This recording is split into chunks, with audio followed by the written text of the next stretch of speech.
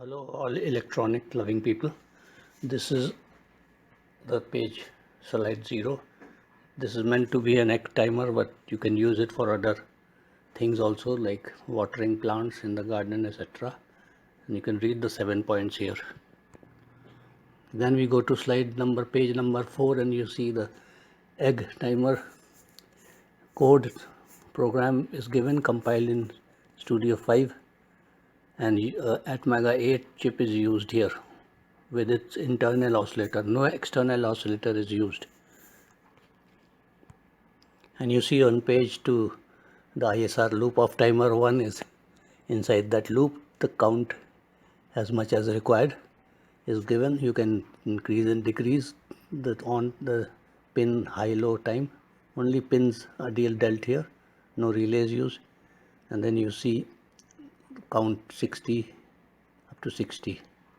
Here you can, instead of 30 counts, if count 1 equals 30, greater than equal to 30, you can increase it to some 3000 and something as per your, and then where count 1 is greater than or equal to 60 is given, there you can use the double count. Say if you use 3000 there, instead of 30 you use 6000 here instead of 60. So that way you can increase the time to 2 hours. This just now the time is just about 1 minute. So here this timer 1 is the long period timer, and you can use it for a minute, minimum a minute, up to several hours. That means you can put it to go on in the morning, put your pump on for some time as you want, and water the garden. Then again in the evening you can, after 8 hours or so, you can again put the pump on to water your garden for 5 minutes or so. That is the advantage. You can modify it as per your requirement. Next, you see on page 3, the timer 0 is configured and its ISR loop is used with logic. Now, input means the input pin. It is defined as input. So wherever you use input, it knows, the program knows which pin, input pin you mean. Here you see port D is used to put the PD2 pin, puts the motor on, and PD2 puts the motor off. So here the motor on and off time depends upon the count you give. Like if count equals 1, you can increase it to 2, 3, 4, whatever, up to 100 or 1000, and you can then increase the other count slightly. So there is any count that you want, any time you want, you can set here. Then motor on off time is decided by page 3 by timer 0. Then timer 2 comes in on page 4. Now from here on, the timer 2 puts the motor on and off because of the logic which is used here. You may have a different logic, input logic, it is up to you. So here the timer 2 is configured and the ISR loop starts here.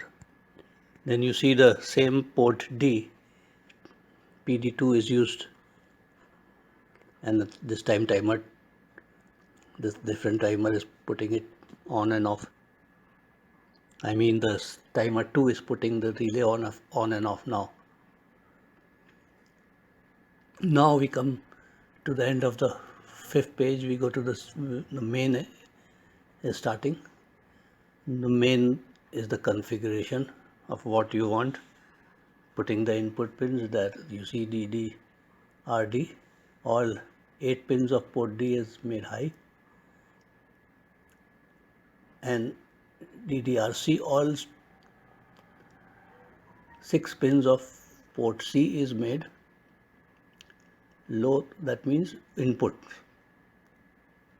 and they are pulled down by internal pull down resistors.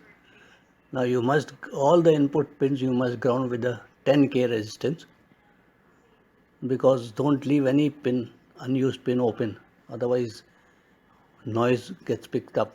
So all 6, if there is any input pin anywhere, must ground it with 10K resistor, or it should be an output pin. So the remaining pin you can put as output and put them low, and all the input pins ground them with a 10K resistor. If you leave the pin, put them as output. And here in the main, the timers are initiated, they are configured. You see the timer, one long period timer is used in CTC mode, compare mode.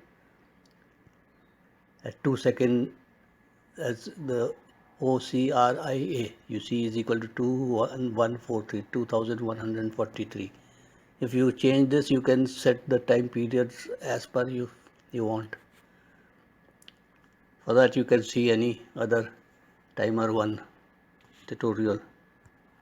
Now on page 7 comes the end program, and global things are energized, initialized, timer 2 is initialized. In the while loop, there is nothing to do. All has been done in the ISR loops of the timers. So end of the code, C code. And now starts the actual demonstration of the unit working. Actually, you can see ahead.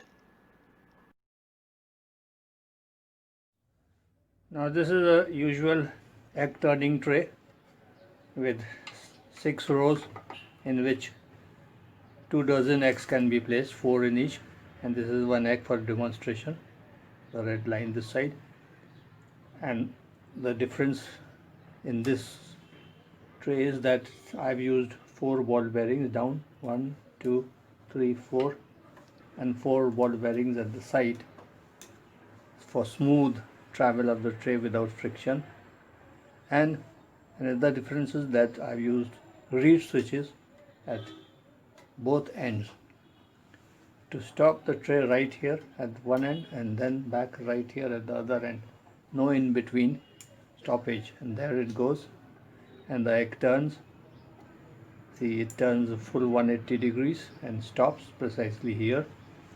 And this is another micro switch arrangement. You can, in case you don't have reed switches, you can use simple micro switches, limit switches, like limit switches, with a simple wood and a fulcrum here and a arrangement to put this on at one end and this on at the other end. It will serve as these reed switch. It works also, but just now I have only used reed switches here. And this is the microcontroller which controls the movement precisely. It is programmed to take logic from these two reed switches, and so start and stop the motor precisely at one end and at the other end. There it goes again, and you can see the egg is turning, and there it stops there precisely because of that limit switch this side. This is the turning motor as usual. Other things are same as they use in other egg incubators. The movement is just now, the time is reduced to 1 minute in the field. There it goes, and the egg turns full 180 degrees. There it stops by this limit switch, reed switch, and this is programmed for 1 minute each side just now for demonstration, but it will be 2 hours each side. That means after 2 hours, every 2 hours the egg will turn 180 degrees exactly. This is the controller microprocessor which controls. It is an AtMega8 chip, and this is programmed to sense the logic of these two switches, and these are the indicators. This is the power supply, this is the relay, and this is the heart of the circuit, and you can see it is connected to this programmer, AVR programmer. There it goes again to the other side, stops there precisely.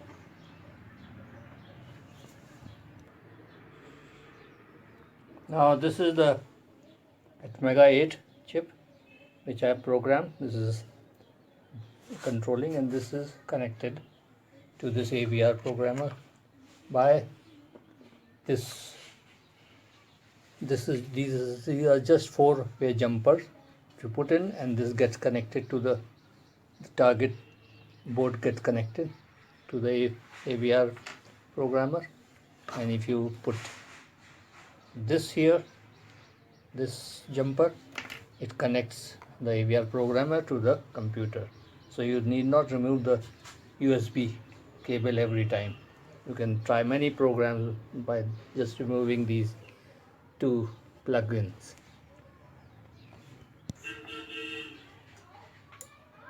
And this is the laptop, and there you can see the C program on Studio 5, which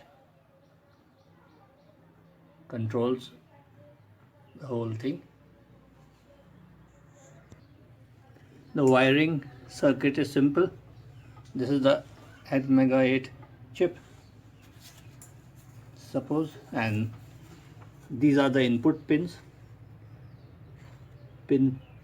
Port C I have put as input, port D as output.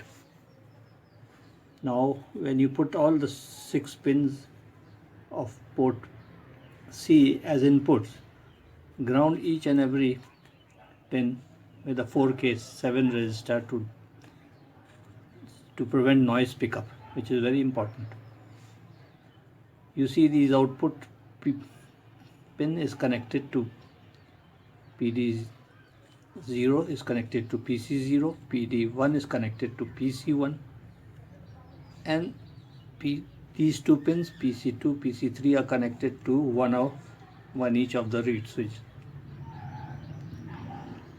So the logic is arrived from here. For the first 2 hours, PD0 goes high by timer 1 inside the microchip AtMega8, and it puts this pin high to create a logic for the motor to work and pull the tray one side. Then when this switch opens and this closes, the motor is stopped by this pin, and after 2 hours this pin is already low and becomes low after 10 seconds. Then this PD1 in the next 2 hours becomes high for next 10 seconds only to trigger the motor on, and the logic changes because now PC0 is 0, binary 0, and this is 1, PC1 is 1. So the logic changes and it turns the motor further and takes the tray to the other side. PD2 is the output pin, controls the transistor and the relay, 12 volt relay. Remember to give 12 volt to the relay set, derive 12 volt, and the chip is powered by 5 volts. PD3 is just to flash the LED for indicator, and this is how the logic goes. These are the includes. These are the volatile unsigned integers. Count for timer 1, timer 0, timer 2. These are the interrupt routines.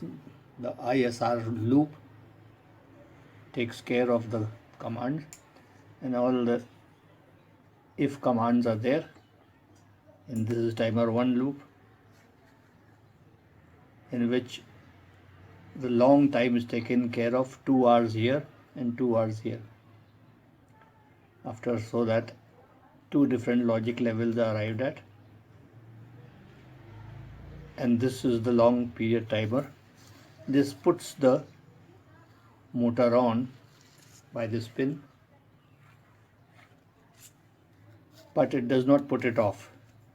Motor is put off by the timer 0 and the timer 2, the other two timers inside the AtMega8.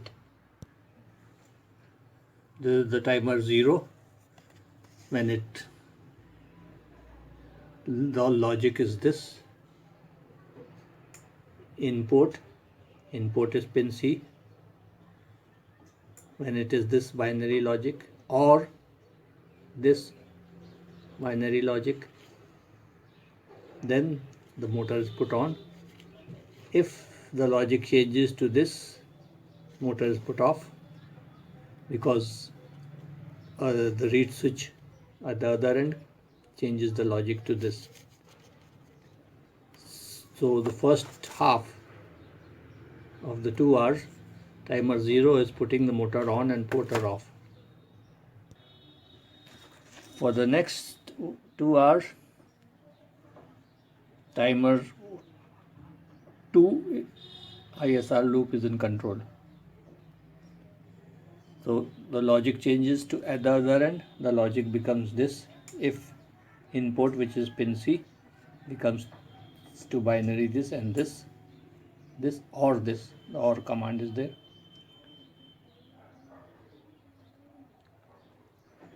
So that it is not clear here also.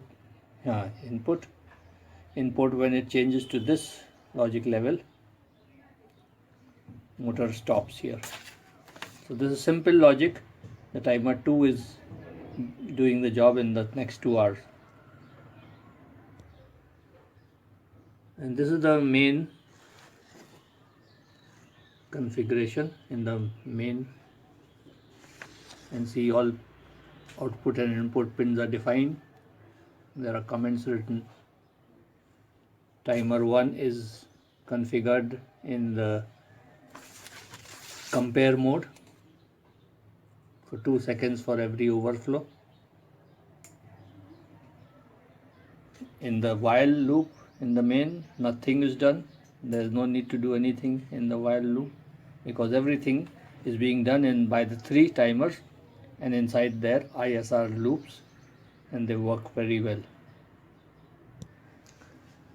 The circuit becomes simpler because of programming and the use of AtMega8 chip, because this costs only 90 rupees. These are only LED indicators. This is the main heart of the circuit. This is the power supply. This is the relay for the motor. So this much circuit alone is enough, and you don't need to buy and put such timers, digital or this manual type. You have to set for 2 hours every.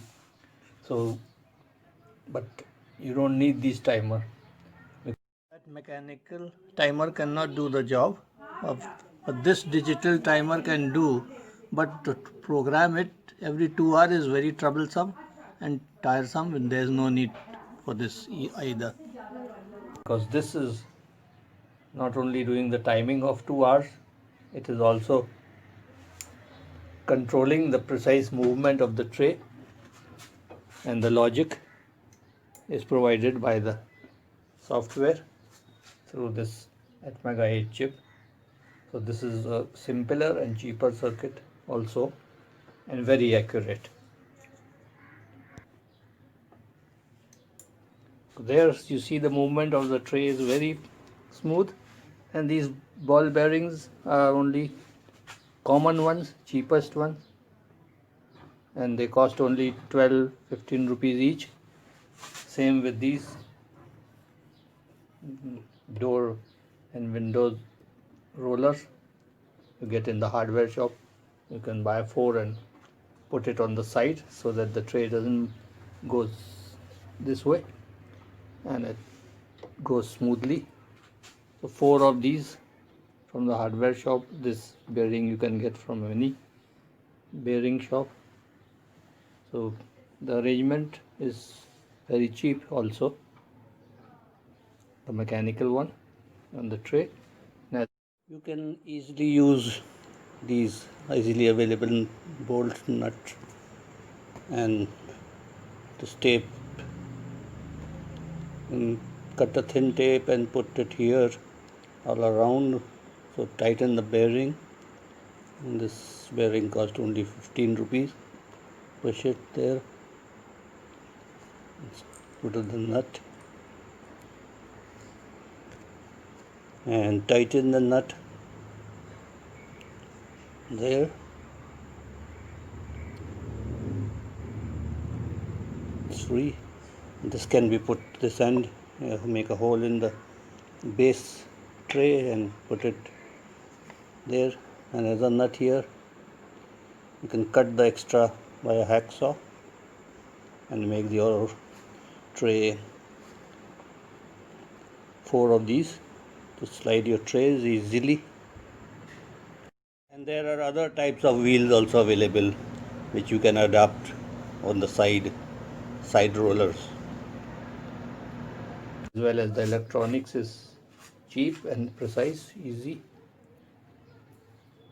No extra ready-made timer is required to be used, and the trouble of programming it, setting it, there's no need. All is done in the software inside the chip at AtMega8.